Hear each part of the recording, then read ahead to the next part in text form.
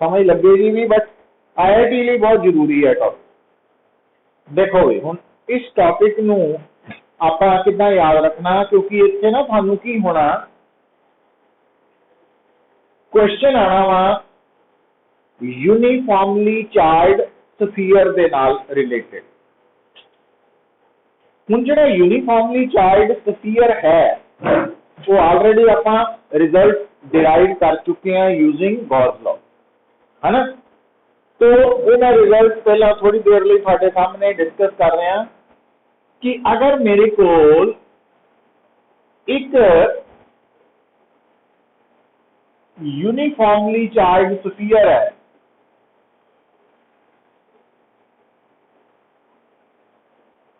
तो मैनू एक तो दिता हो सकता वा इस स्फीयर का टोटल चार्ज, तो दूजा दिता हो सकता वा मैनू यदि वॉल्यूम चार्ज डेंसिटी।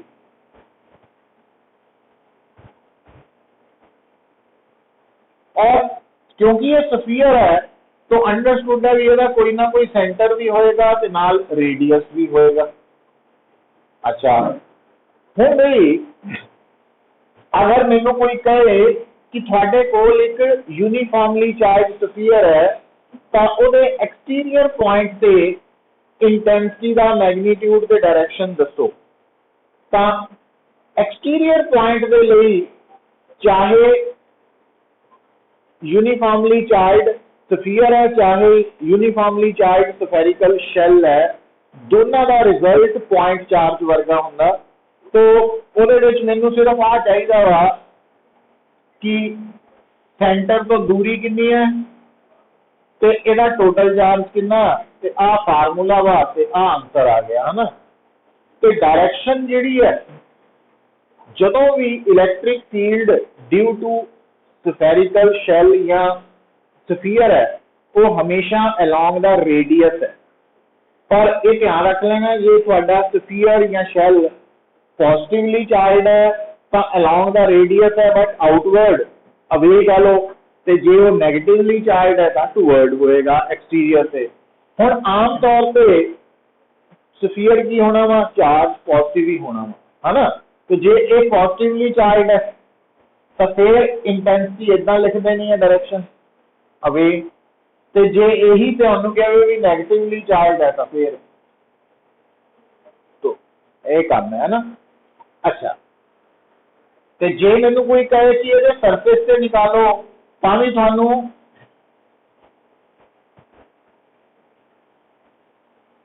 आ बन जाना शेल वाला ही। पर जदों उन्हें मैनू कहना कि यूनीफॉर्मली चार्ज स्फीयर है उहदे अंदर जिथे मर्जी इत्थे ला लो पॉइंट, वो थोड़ी मर्जी है, P3 पॉइंट इंटीरियर से ले लिया आप, तो इस पॉइंट पे इंटेंसिटी होएगी कितनी ते किधर नूं होएगी। फिर वही गल जिहड़ा इंटीरियर पॉइंट है पुत यूनीफॉर्मली चार्ज स्फीयर दे लई इंटीरियर पॉइंट दे इंटेंसिटी रो आर, आर का मतलब है उस इंटीरियर पॉइंट का सेंटर तो डिस्टेंस ओवर 3 एप्सिलॉन नॉट। ये आप कल कढ़िया सी रिजल्ट, कल का मतलब जो किया टॉपिक तो उदों किया ही ना, ये टिप्स तो चाहिए। हुण अच्छा हुण एक गल होर नोट करो पुत, जदों मैं यूनीफॉर्मली चार्ज स्फीयर का इंटीरियर पॉइंट पे इंटेंसिटी कढ़न का फार्मूला याद किया वा तो ये मैं फार्मूला याद किया वा डेंसिटी की टर्म च, तो मैं इनू टोटल चार्ज की टर्म च किद्दां लिख सकदा, क्योंकि जदों यूनीफॉर्मली चार्ज डिस्ट्रीब्यूशन है तो जिहड़ी डेंसिटी है वो total charge over total volume तो भी निकल आएगी।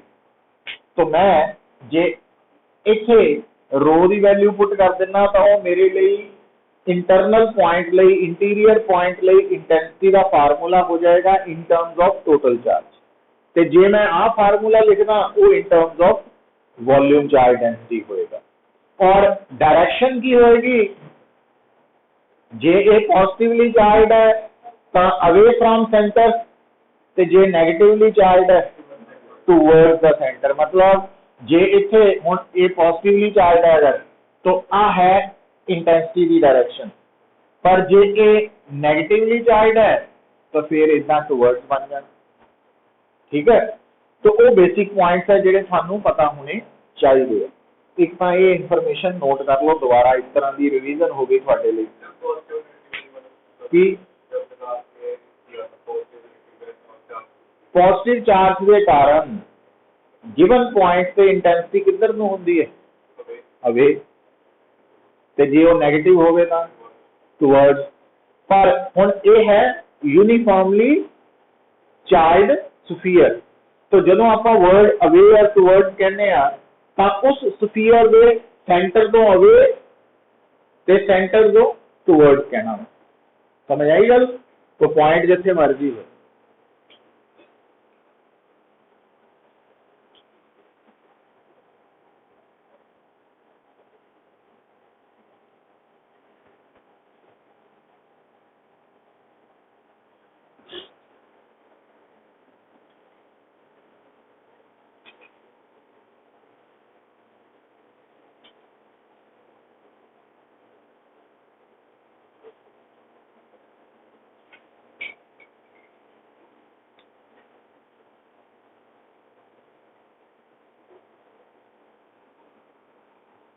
अच्छा,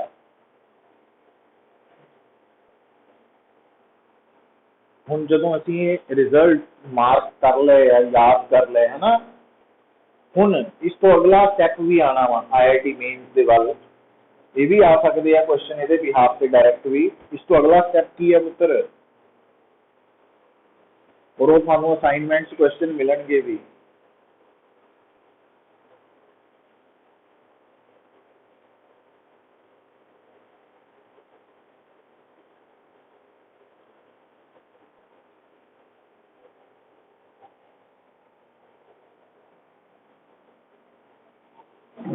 हाँ देखो,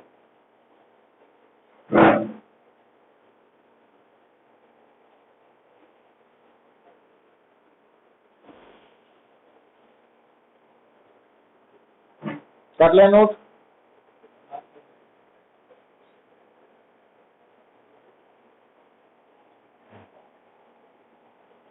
आ देखियो बेटा, हुण थानू प्रॉब्लम की दिती होनी है, या तो होएगा कि वो थानू कहेगा कि थोड़े सामने डायग्राम दे विच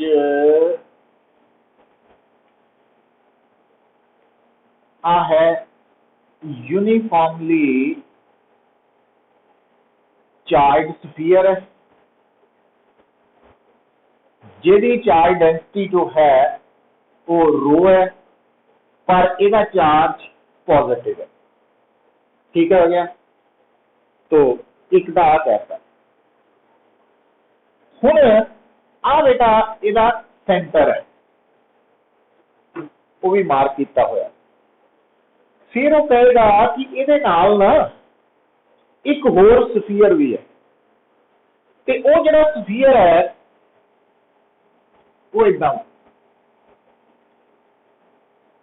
एकदम दो स्फीयर।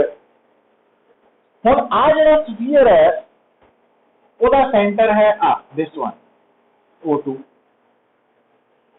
और यदि चार्ज डेंसिटी भी सेम ही है बट नेगेटिव। मतलब थोड़े सामने की है, दो ओवरलैप करते हुए स्फीयर है, चार्ज भी है, तो दोनों की charge density equal but opposite है। ठीक होगी गल? हुण थानू पता की कहेगा, हुण मैं थोड़ा जिहा डायग्राम नूं वड्डा कर रहा ताकि थानू डायग्राम च क्लैरिटी होए। उहदे च एक स्फीयर और दूसरा स्फीयर बराबर भी हो सकते हैं, एक छोटा एक वड्डा जिहड़ा मर्जी हो सकता, उसका कोई फर्क नहीं है।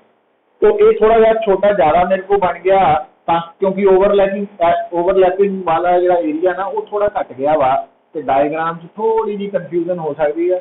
तो इनू मैं जान के थोड़ा वड्डा ही कर देना, कोई गल नेगेटिव। और आ इसका सेंटर। ठीक है, हुण ये दोनों जिहड़े स्फीयर्स है ओवरलैप कर रहे, तो थानू पता की पूछेगा भी आ जिहड़ा ओवरलैपिंग वाला रीजन है, इत्थे एक तां दसो भी eight any point P, P point कित्थे लाई कर रहा, जिथे ओवरलैपिंग हो रही है, उत्थे दसो टोटल इंटेंसिटी कितनी होएगी। पहला था, पर उस तो पहला एक होर गल देखो पुत्र, जिहड़ा पी पॉइंट है ये कित्थे लाई कर रहा, ओवरलैपिंग वाले रीजन। ठीक है, तो ओवरलैपिंग वाला रीजन जिहड़ा वा वो तां काफी जगह ते फैलिया हुआ, तो यह मतलब जिहड़ा पी पॉइंट सिलेक्ट किया जिथे मर्जी कर सकते हैं सिलेक्ट। अच्छा, हुण अगर पी पॉइंट आप इत्थे सिलेक्ट किया पुत्र, तो O1 के accordingly with respect to O1 जिहड़ा पी पॉइंट है इहदा पोजीशन वेक्टर है R1। और एक गल सुनो, हुण इत्थे स्मॉल r1 की रिप्रेजेंट कर रहा है, डिस्टेंस नहीं, तो हाँ position vector of point P with respect to centre O1। अच्छा, हुण गल सुनियो इधर, जिहड़ा P पॉइंट है जे मैं इत्थे ड्रॉ किया हुंदा या इत्थे किया हुंदा या इत्थे किया हुंदा या इत्थे किया हुंदा, तो R1 बदल जाना सी कि नहीं बदलना सी, बदलना ही सीगा। इसका मतलब जिहड़ा R1 है एक वेरिएबल वेक्टर है, इतना समझना गल। अच्छा, हुण विद रिस्पेक्ट टू O2 अगर आप P पॉइंट की पोजीशन वेक्टर की वैल्यू दसनी है तो आ बनेगा, तो इसका नाम की रखता, R2 रखता। देखो भाई, जिहड़ा R2 है ये भी वेरिएबल है कि कांस्टेंट है, वो डिपेंड करेगा पी पॉइंट कितने है ना। पर जे मैं कमा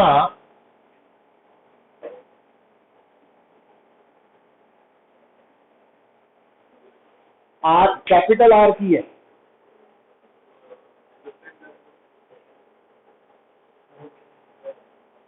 छोटा R1 की सी केदी पोजीशन दस रहा सी पी दी, ते जेड़ा कैपिटल आर है वो केदी पोजीशन दस रहा O2 the with respect to O1।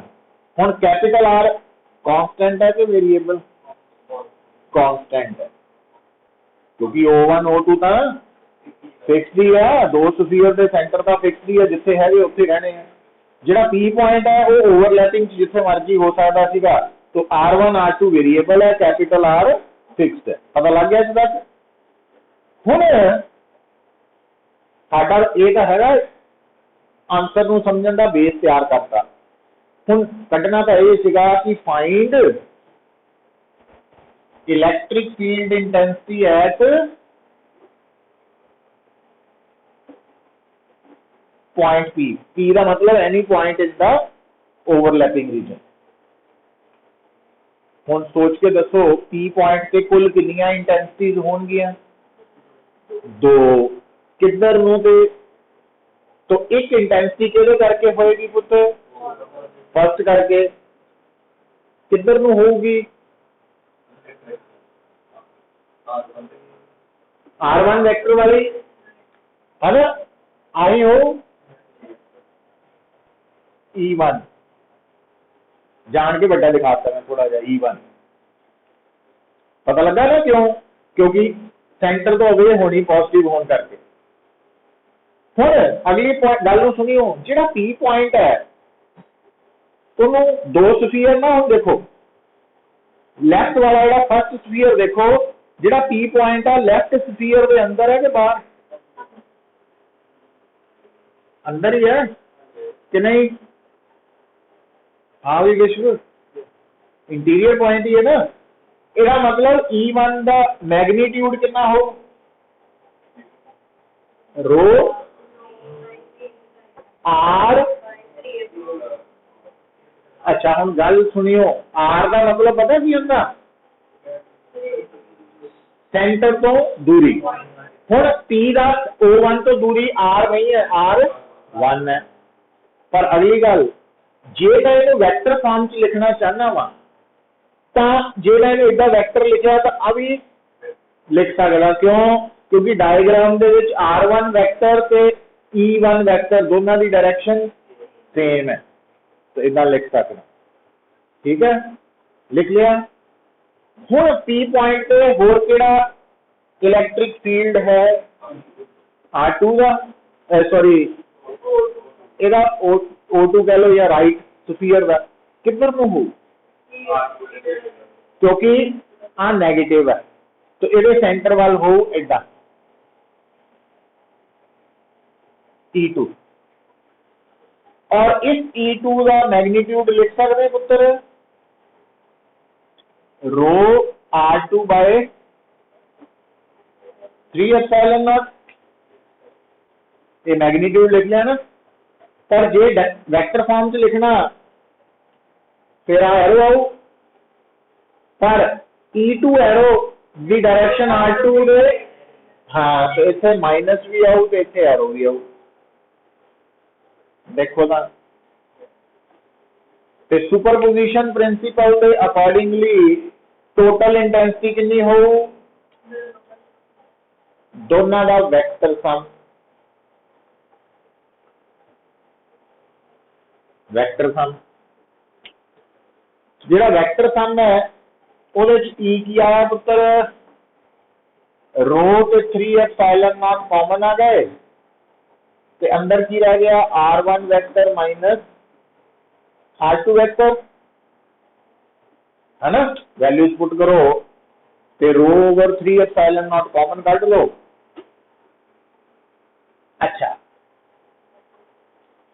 हुण उन्हें सिर्फ यही नहीं कहना, उन्हें पूछना पता की है, उन्हें कहना कि ये जिहड़ी इंटेंसिटी आपां कढ रहे हैं ओवरलैपिंग रीजन च, क्या ये हर पॉइंट लई कांस्टेंट है कि नहीं। हुण इत्थे तक तो देखण च लगदा भी आ भी वेरीएबल है ते आ भी वेरीएबल है, ते इहदा डिफरेंस की होऊ सानूं नहीं पता। पर हुण इत्थे हाँ हुण देखो पुत्र आ ट्राइंगल नजर आ रही है O1 O2 P, इहदियां तीन साइड तीन वैक्टर्स नूं रिप्रेजेंट कर रही हैं। ट्राइंगल ऑफ वैक्टर्स एडिशन याद आ जाना चाहिए, है ना। जे नहीं आंदा तो फिर उन्हें पढ़ना पैना वा, मतलब गल ये जरूरी है। तो तीन साइड तीन वैक्टर्स नूं की कर रही हैं रिप्रेजेंट, तो सेम ऑर्डर वाले नूं दा रिजल्ट ऑपोजिट ऑर्डर वाला हुंदा। सेम ऑर्डर वाले है आ दोनों आ सेम ऑर्डर च आ ऑपोजिट च, ਇਹਦਾ मतलब ट्राइंगल लॉ के अकॉर्डिंगली R2 प्लस R है R1, तो फिर R हो गया, मतलब आप ਇਹਦੀ जगह पे R लिख सकते हैं, है ना। तो आप डिस्कस कर चुके हैं, आ भी कांस्टेंट ही है। तो इट मीन की प्रूव हो गया कि अगर दो स्फीयर्स है ओवरलैप हो रहे हैं, एक की डेंसिटी पॉजिटिव है, एक की माइनस रो है, एक की प्लस रो है, तो ओवरलैपिंग रीजन दे विच हर पॉइंट पे इंटेंसिटी की होगी कांस्टेंट, मैग्नीट्यूड और डायरेक्शन सेम होएगी। समझ आई गल। और कितनी होएगी वो फार्मूला आ गया,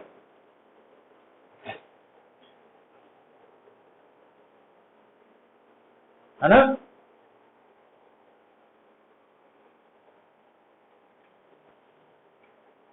क्लियर। अच्छा हुण देखो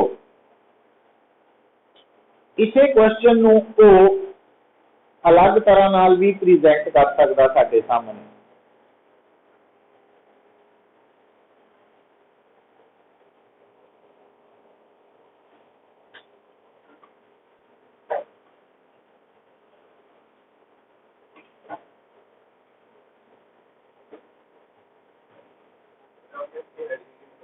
कि न्यूमेरिकल है, as shown in figure find electric field intensity at any point in the overlapping region. ये न्यूमेरिकल है ना, न्यूमेरिकल लिख के ना, find electric field intensity at any point in the overlapping region. अच्छा एक और गल सुनो पुत्र, देखो सुनो, क्योंकि इथे आ वाले हिस्से इथे दो तरह का चार्ज है और उस चार्ज की डेंसिटी इक्वल, बट ਇਹਦਾ मतलब ये ओवरलैपिंग रीजन एक तरह का किहड़ा हिस्सा वा जिहड़ा जिथे नेट चार्ज इदा भी तो देख सकते हैं खाली है, चार्ज तो हैगा तो है बट नेट चार्ज जीरो है ना। अच्छा हुण इस गल नूं अगर आप एक होर न्यूमेरिकल अलग फॉर्म दे विच है, आ देखियो ये हुण दो स्फीयर हटा दिते गए तुहाडे सामने, उन्हें की किया, वो कहता भी इको ही स्फीयर है, सिंगल स्फीयर। सिंगल स्फीयर का ये है सॉलिड स्फीयर, ये अंदर यूनिफॉर्म डिस्ट्रीब्यूशन ऑफ चार्ज है और यदि वॉल्यूम चार्ज डेंसिटी है रो, ठीक है। हुण इहदा सेंटर है O1, ठीक, पर कहता भी ये जिहड़ा सॉलिड स्फीयर है इहदे अंदर पता की है, एक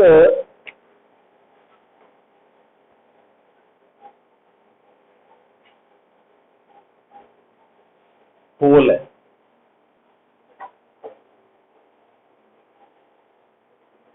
तो ये जिहड़ा होल है वो भी स्फेरिकल शेप की है और इस होल का जिहड़ा सेंटर है वो O2 है। तो ये जिहड़ा होल है ये अंदर एट एनी पॉइंट इंटेंसिटी कढो,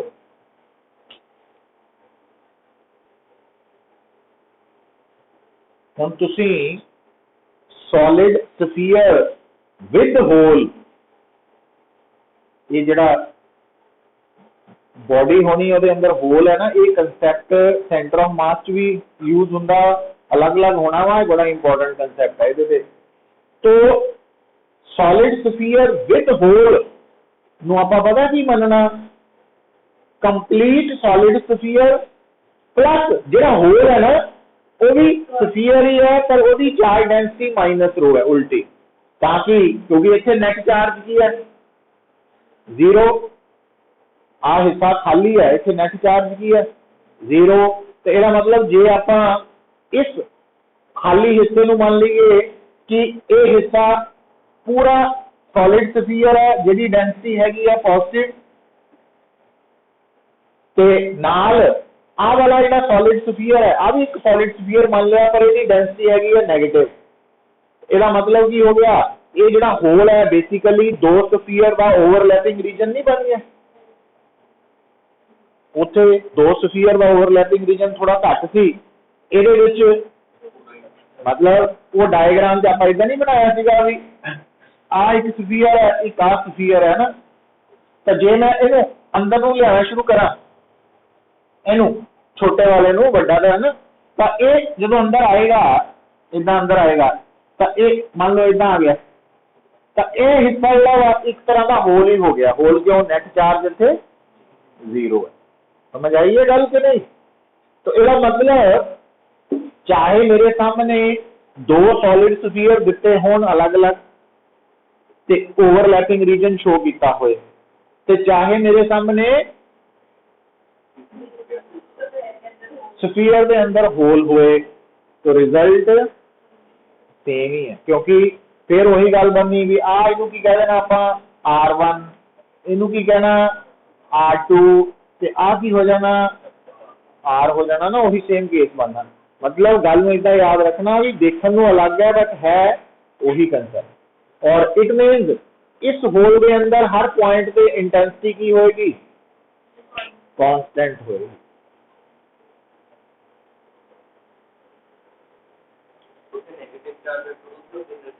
है कि वो तो नेगेटिव रहने हैं,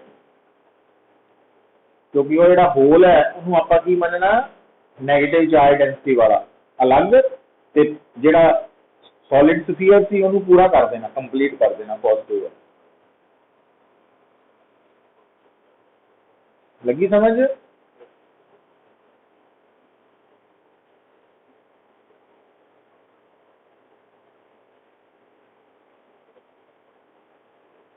अच्छा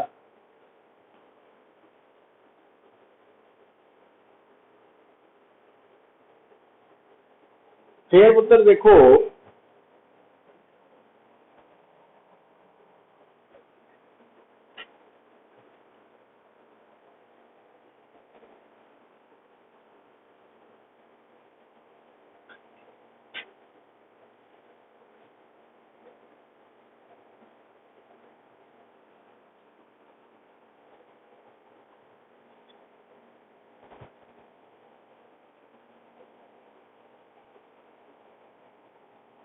आ देखो, अगर सानू कोई कहे कि आ एक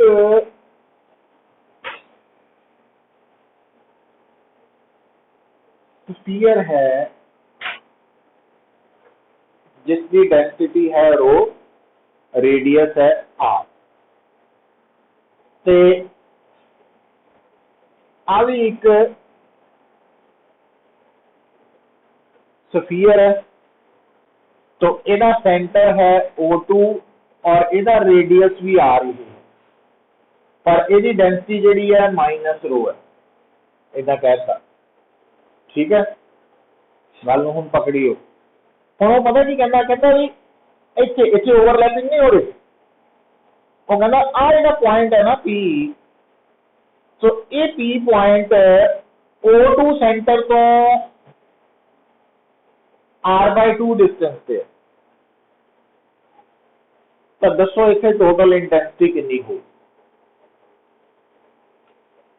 हुण किद्दां सोचना पैना, जिहड़ा P पॉइंट है ना पुत्र वो लेफ्ट स्फीयर दा इंटीरियर पॉइंट है, बट ये पॉइंट इहदे लई एक्सटीरियर है। समझ आई है गल? इतना सोचना पैना, समझ आई है गल? तो हुण ਇਹਦਾ मतलब P पॉइंट के कुल कितनियां इंटेंसिटीज होंगियां? दो। एक ਇਹਦੇ करके होएगी इंटेंसिटी किधर नूं, इधर नूं, कितनी E1, है ना, इतना ही है। और इस E1 का मैग्नीट्यूड क्या हो, 1/4 पाई एप्सिलॉन नॉट, क्योंकि आ पॉइंट ਇਹਦੇ ਲਈ एक्सटीरियर है, तो Q बाय आर स्क्वायर, तो Q ਇਹਦਾ चार्ज है, वो बराबर किहड़े है, डेंसिटी इनटू वॉल्यूम, क्योंकि डेंसिटी की होंगी है चार्ज ओवर वॉल्यूम। समझ आई है गल? तो इत्थे पुट करांगे, और आर कितना बन रहा, आर आ बनना मतलब, इत्थे आर बनना 3R/2, पता लग गया ना, क्योंकि आर कैपिटल है, आ स्मॉल आर बाय, ये समझना पैना, समझ लोगे?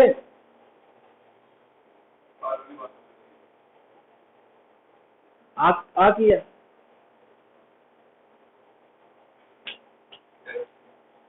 किस जगह पे,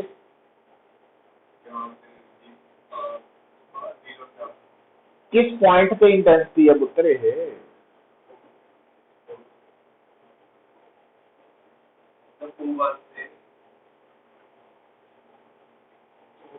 आपा इंटेंसिटी, हाँ, और ये इंटेंसिटी किहदे कारण है, किसके कारण,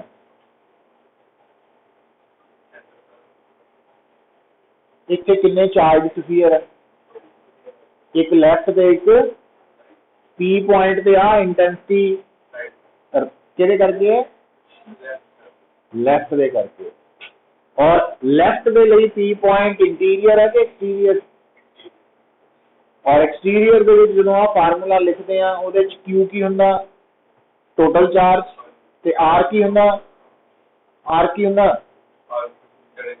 किहदे विच दा डिस्टेंस हाँ हुण आ डिस्टेंस कितना आर आ डिस्टेंस कितना आर आ डिस्टेंस कितना तो आ कितना देखना पैना वा ध्यान दिया कर सब लिखा होंगे डायग्राम से यही तो गल है और थोड़ी कोई एक्स्ट्रा याद थोड़ी रखना तो कंसंट्रेशन की कमी बार अच्छा E1 निकल आओ हुण E2 किहदे करके है इहदे करके किधर नूं है E2 जिहड़ा इलैक्ट्रिक फील्ड इहदे करके है उहदी डायरेक्शन किधर नूं होऊ हाँ सेंटर मतलब O2 वाल पता लग गया हाँ एक क्लैरिटी ले आओ याद रखो सब कुछ डायग्राम की दसी उन्हें जाना कंसेप्ट थ्योरी याद होनी है अप्लाई करना सौखा तो E2 का मैग्नीट्यूड क्या हो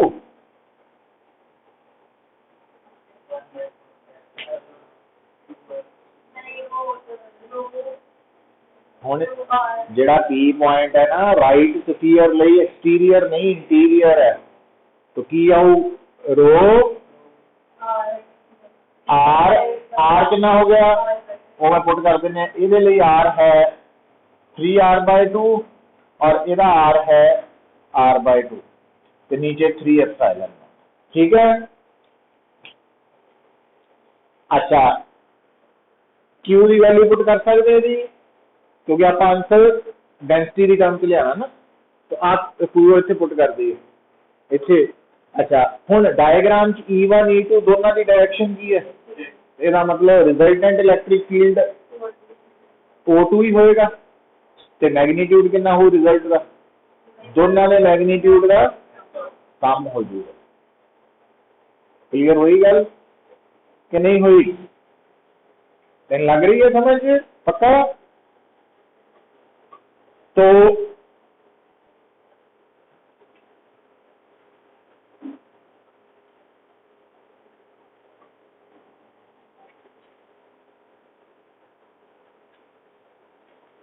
अच्छा हुण जिहड़ी गल आपां बेटा कर रहे हैं करन जा रहे हैं रादर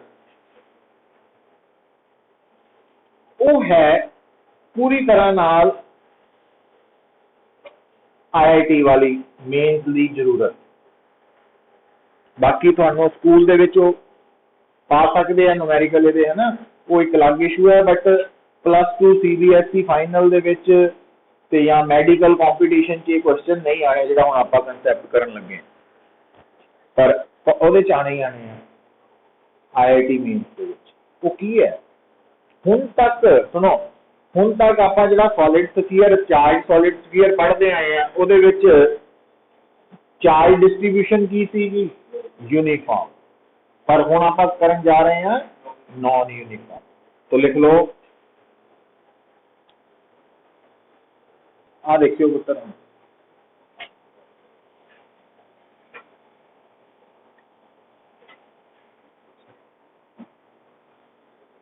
ये आप उत्तर थोड़ा है non uniformly charged sphere of radius r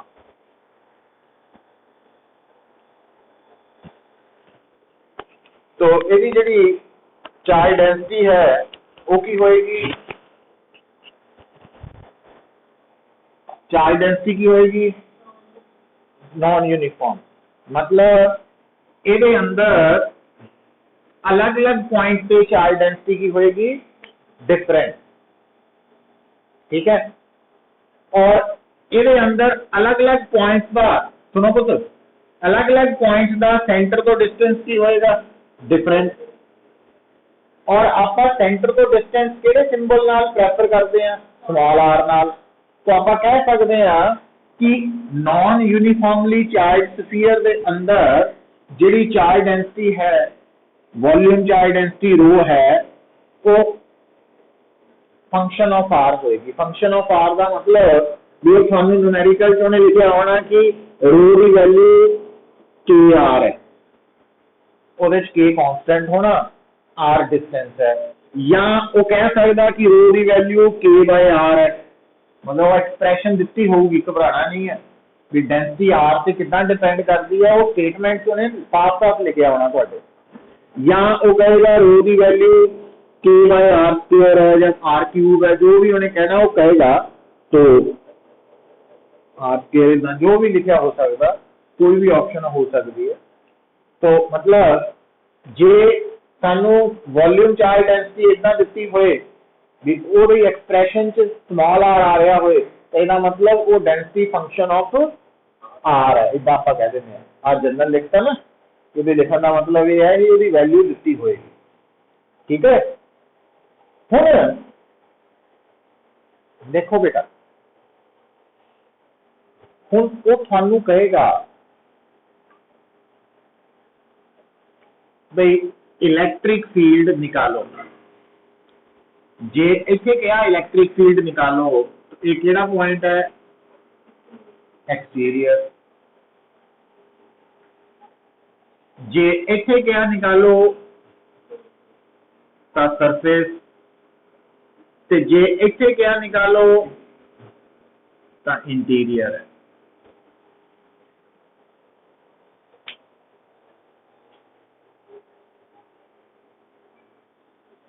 ठीक है,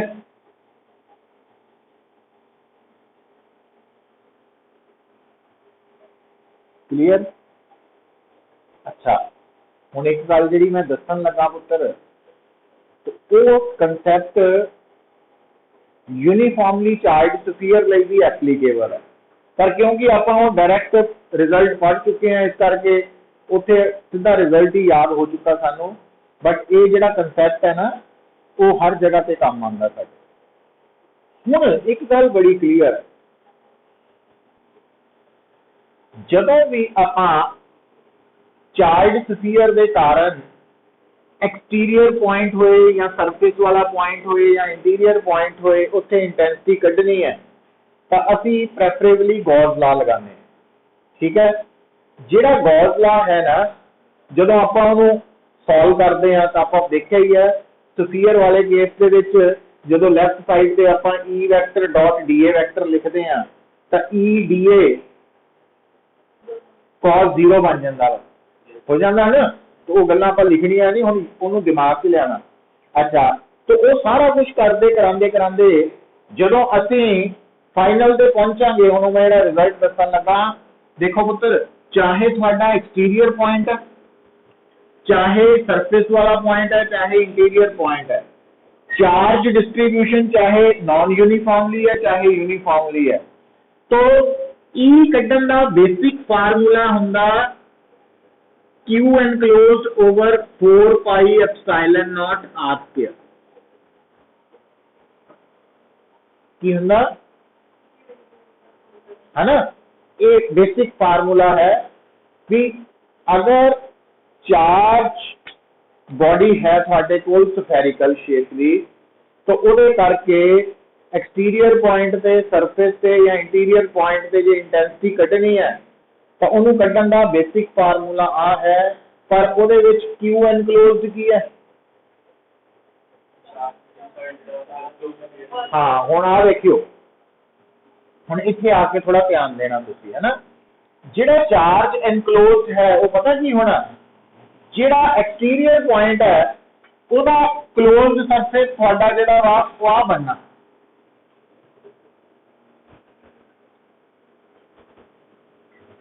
जिहड़ा इंटीरियर पॉइंट है उहदा क्लोज सरफेस आ बनना। तो फर्क यह है कि जिहड़ा एक्सटीरियर पॉइंट है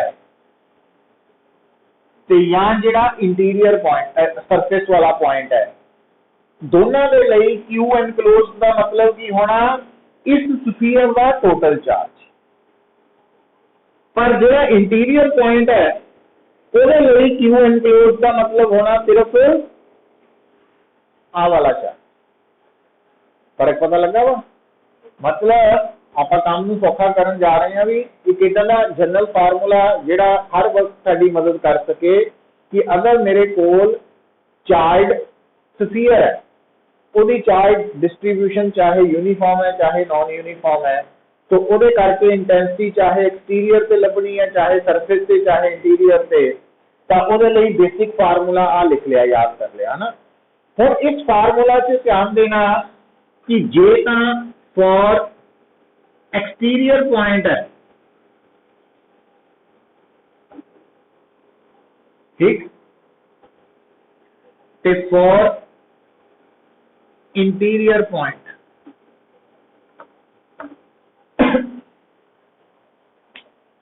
दोनों के लिए क्यू एनक्लोज कितना कढ़ना।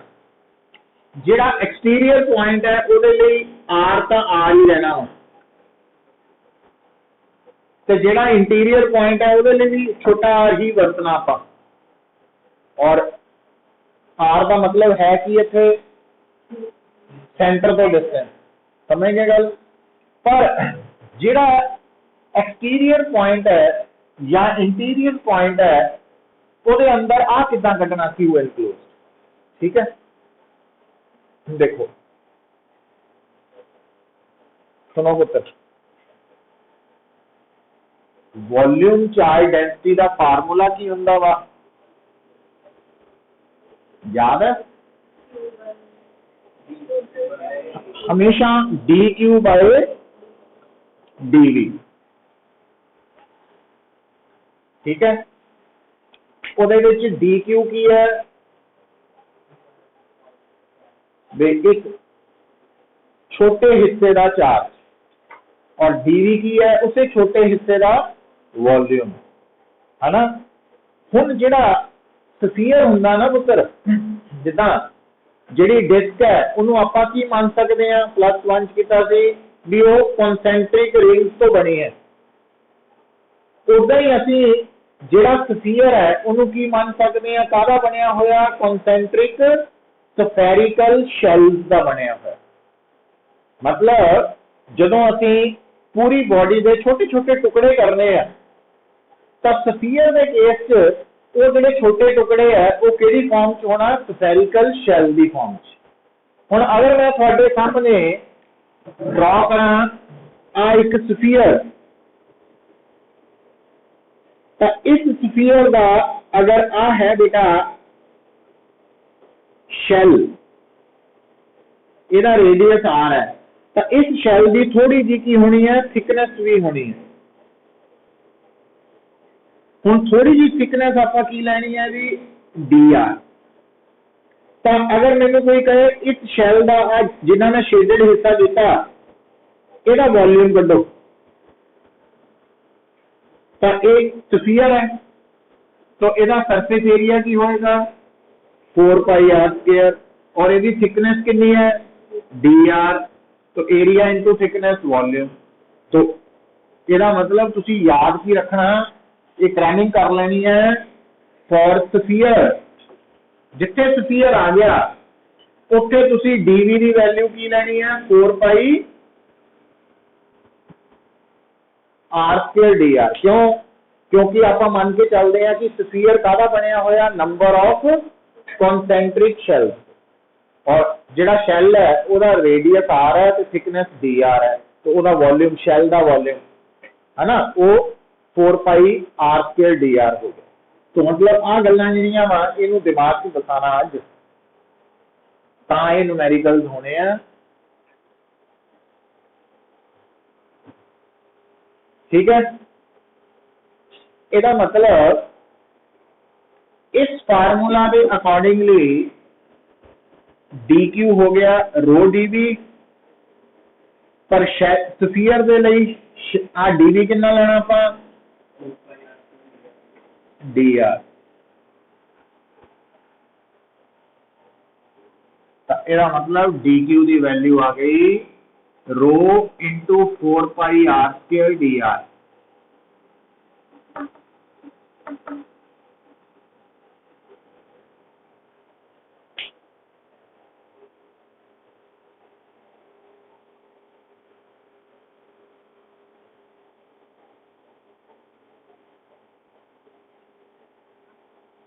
ठीक है,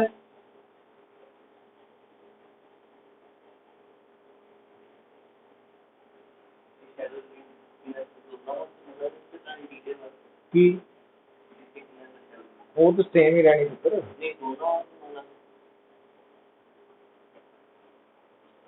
आ गल जरूरी है साडे लई कि जदों भी मेरे सामने एक इदां दी प्रॉब्लम आ गई, क्योंकि जिहड़ा तां यूनीफॉर्मली चार्ज स्फीयर है ਉਹਦੇ रिजल्ट ਤਾਂ ਸਾਨੂੰ टिप्स याद है भी एक्सटीरियर वाला किहड़ा, सरफेस वाला किहड़ा ते इंटीरियर वाला। पंगा कित्थे पैना? नॉन यूनीफॉर्म डिस्ट्रीब्यूशन से। तो ਉਹਦੇ ਲਈ ਆਪਾਂ ਕੀ याद कर लिया, ਜਦੋਂ भी मेरे सामने नॉन यूनीफॉर्मली चार्ज स्फीयर होए ਤੇ ਮੈਨੂੰ ਉਹਦੀ वॉल्यूम चार्ज डेंसिटी फार्मूला दिता होए ਤੇ ਮੈਨੂੰ ਕਿਹਾ जाए कि ਉਹਦੇ एक्सटीरियर पॉइंट ਤੇ इंटेंसिटी कड्डो या सरफेस ਤੇ कड्डो या इंटीरियर ਤੇ कड्डो, ਤਾਂ मैं सब तो पहला फार्मूला लिख लेना। ਤੇ ਜੇ एक्सटीरियर पॉइंट है तो मैं DQ ਨੂੰ ਇਦਾਂ ਲਿਖਣਾ, ਤੇ ਜੇ इंटीरियर है ਤਾਂ ਵੀ ਇਦਾਂ ਹੀ ਲਿਖਣਾ। पर ਹੁਣ ਇਸ ਤੋਂ ਅਗਲਾ ਸਟੈਪ ਕੀ ਕਰਨਾ ਪੁੱਤਰ? ਆ ਦੇਖਿਓ, ਆ ਗੱਲ ਜ਼ਰੂਰੀ ਹੈ ਸਾਡੇ ਲਈ। ਜਦੋਂ ਮੈਨੂੰ ਤਾਂ ਆ ਚਾਹੀਦਾ ਨਾ एक्सटीरियर पॉइंट ਦੇ ਲਈ, ਆ ਜਿਹੜਾ एक्सटीरियर पॉइंट ਲਈ ਹੈ ਉਹਦੇ ਲਈ ਆ डिस्टेंस ਤਾਂ ਹੈਗਾ ਪੁੱਤਰ r, पर ਜਿਹੜਾ ਚਾਰਜ ਹੈ ਉਹ ਤਾਂ ਸਿਰਫ स्फीयर ਦੇ ਅੰਦਰ ਅੰਦਰ ਹੀ ਹੈ, ਇੱਥੇ ਥੋੜੀ ਚਾਰਜ ਹੈ। ਆ ਤਾਂ स्फीयर खत्म हो चुका। तो ਇਹਦਾ मतलब ਜਦੋਂ मैं स्फीयर ਦਾ टोटल चार्ज ਕੱਢਣਾ ਤਾਂ ਜਿਹੜਾ स्फेरिकल शैल है ਉਹਦਾ ਸਭ ਤੋਂ ਛੋਟਾ रेडियस 0 होना ਤੇ ਸਭ ਤੋਂ ਵੱਡਾ रेडियस कैपिटल R होना। तो मतलब ਇੱਥੇ ਆਪਾਂ ਜਦੋਂ Q enclosed ਕੱਢਣੀ ਹੈ एक्सटीरियर पॉइंट ਲਈ ਤਾਂ ਉਦੋਂ रो 4 पाई r स्क्वायर dr ਨੂੰ ਆਪਾਂ 0 ਤੋਂ r ਤੱਕ ਇੰਟੀਗ੍ਰੇਟ ਕਰਨਾ। ਆ ਧਿਆਨ ਰੱਖਣਾ।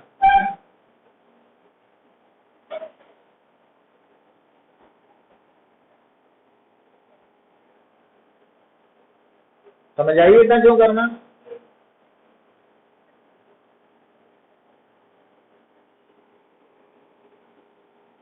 तो जेड़ा इंटीरियर पॉइंट है वो देखो, हुण इंटीरियर पॉइंट आया तुहाडा, तो इंटीरियर पॉइंट दे लई जेड़ा एनक्लोज चार्ज आया, तो सानू आ वाला चार्ज नहीं चाहिए स्फीयर दा, तो सानू सिर्फ किहड़ा चार्ज चाहिए जेड़ा मिनिमम रेडियस 0 होए ते मैक्सिमम छोटा आरी होए। समझ आई?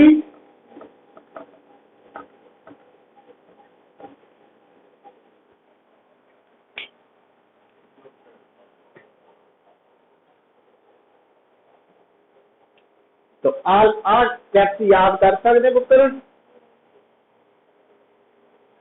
जे याद कर लूंगे तो इंटीग्रेशन आती होएगी, जिदा का मर्जी न्यूमेरिकल आ जाए तुसी कर सकते स्फीयर दे नाल रिलेटेड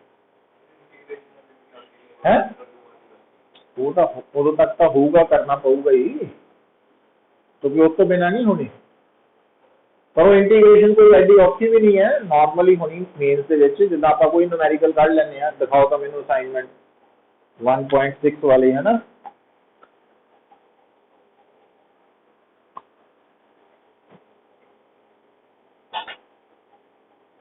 अच्छा, ये तो होर एक होर गल सुनो, लिसन ध्यान दिओ पुत्र। हुण एक गल होर नोट कर लो, हुण कई बारी वो की कहंदा वा भी तुहाडे कोल ना एक चार्ज स्फीयर है और ਉਹਦੇ अंदर चार्ज डिस्ट्रीब्यूशन नॉन यूनीफॉर्म है। वो कहंदा भी इलैक्ट्रिक फील्ड का कढ़ना नहीं कहंदा, वो कहंदा भी दसो इस स्फीयर के अंदर टोटल चार्ज कितना हो। मान लो तुहाडे सामने एक सॉलिड स्फीयर है, ਉਹਦੀ चार्ज डिस्ट्रीब्यूशन नॉन यूनीफॉर्म है और तुसी उस स्फीयर का टोटल चार्ज कढ़ना कढ़ सकते हैं। किहड़ा फार्मूला ला के?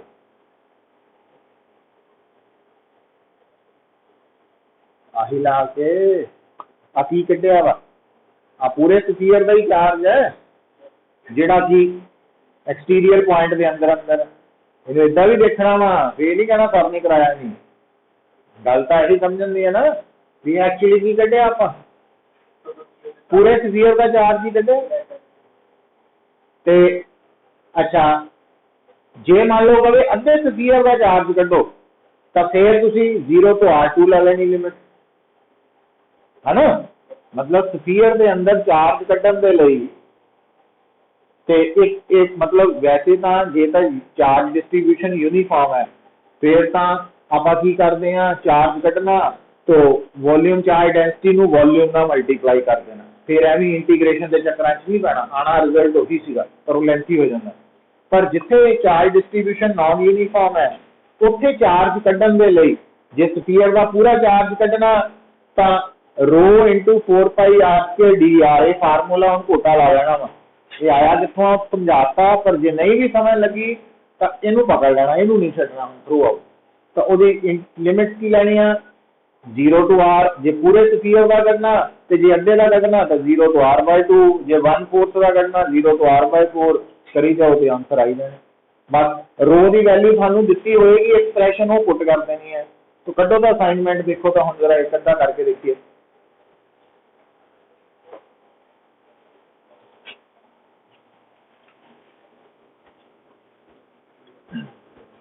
दिखाओ तो मैंने कितने दस है।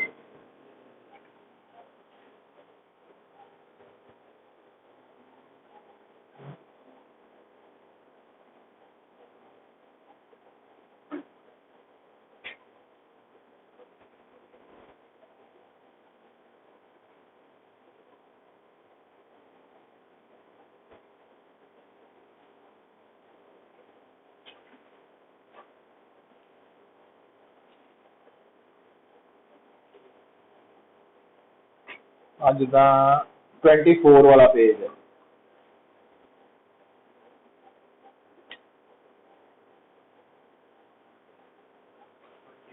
1.6 का 24 देखो तो आ गया नजर। सॉलिड स्फीयर है, वॉल्यूम चार्ज डेंसिटी कितनी है, rho is equal to capital Q R over pi R ratio of 4। अच्छा, पाई भी कांस्टेंट है, क्यू टोटल चार्ज भी कांस्टेंट है, कैपिटल आर रेडियस भी कांस्टेंट है, स्मॉल आर वेरिएबल है। तो की करना हुण, लभना की है, तुसीं किहड़े पॉइंट ते इंटेंसिटी लभनी है स्फीयर दे, इंटीरियर के एक्सटीरियर है, इंटीरियर है, पता लग गया कि नहीं लगा, लग गया। किहड़ा फार्मूला लिखोगे फटाफट, आ वाला, पर इनू लिखण तो बाद हुण चाहिदा की है, आहा। तो तुसीं की करना हुण, भाई क्यू एनक्लोज कड्ढण लई रो दी जगह ते क्यू आर पाई R4 ते नाल 4 pi R square D are, है ना। पाई नाल पाई कटिया गया, 0 तो R लिमिट लैनी वा। अच्छा, हुण आ भी कांस्टेंट है, आ भी कांस्टेंट है, आ भी कांस्टेंट है, अंदर की बचा सिर्फ R³ DR, R³ 0 to R हो गया। तो इसका मतलब क्यू एनक्लोज कितना आ गया, 4Q ओवर R4,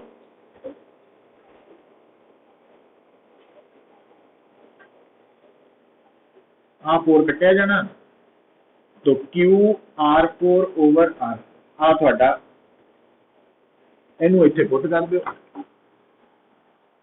है ना, कर सकते हैं।